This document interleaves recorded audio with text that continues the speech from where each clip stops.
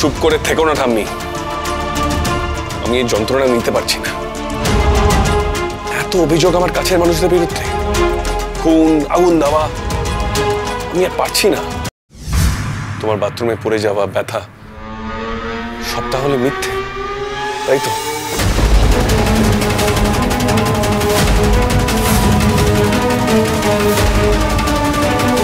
Please ঠাম্মি, please বলো, তোমার ব্যথা আসলে ছিল না, তাই না? তুমি আমাকে শুধু শুধুই ঘরে নিয়ে এলে আমি যাতে। চুপ করে থেকো না ঠাম্মি, আমি এই যন্ত্রণা নিতে পারছি না। এত অভিযোগ আমার কাছের মানুষদের বিরুদ্ধে, খুন আগুন দেওয়া, আমি আর পারছি না। যার দিকে আঙুল উঠবে সেই তো আমারই আপনজন ঠাম্মি। তুমি বলতে পারো আমি কি করে সহ্য করবো? সব মিথ্যে দাদু ভাই, সব মিথ্যে। ও যা যা বলছে সব মিথ্যে, সব ষড়যন্ত্র। মিথ্যে? ঠিক যেমন তোমার বাথরুমে পড়ে যাওয়াটা মিথ্যে, তাই তো? কাকে বিশ্বাস করবো আমি? বলো না, কাকে বিশ্বাস করবো? আমাকে আমাকে বিশ্বাস করবে দাদু ভাই, আমাকে। ছোটবেলা থেকে তুমি আমাকে বিশ্বাস করে এসেছো দাদু ভাই, আজ অব্দি তোমার কোনো ক্ষতি হয়নি। যবে থেকে এই মেয়েটা এসেছে তোমার জীবনে, তবে থেকে সব সব খারাপ হচ্ছে। আমিও তো তাই চেয়েছিলাম ঠাম্মি, শুধুমাত্র তোমাকে বিশ্বাস করতে, কিন্তু সে তো তুমি হতে দিচ্ছ না। তুমি যখন এত বড় একটা নাটক করেছো, তার মানে কোনো তো একটা রহস্য আছে যেটা তুমি চাপা দিতে চাইছো। ঠাম্মি, কি সেটা আমাকে বলো,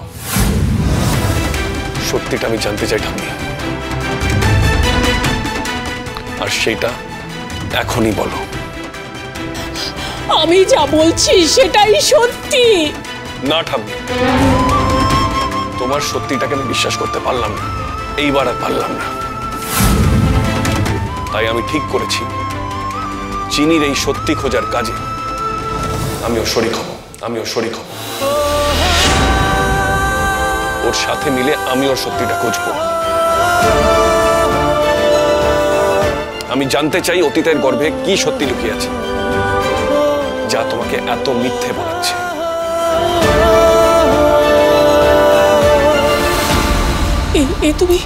তুমি কি বলছো দাদু ভাই? তুমি আমার থেকে বেশি ওকে বিশ্বাস করো? জানো তো ঠাম্মি, বিশ্বাস জিনিসটার উপর আমার বিশ্বাস উঠে গেছে। দাদু ভাই, এই আমি তোমার মাথায় হাত দিয়ে বলছি, তোমার ঠাম্মি সারা জীবনে কারো কোনো ক্ষতি করেনি।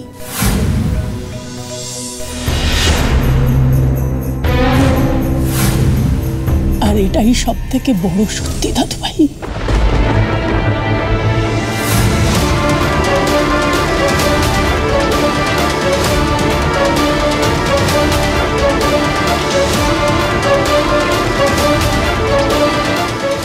এবার তোমার যা মন চায় তুমি তাই করো।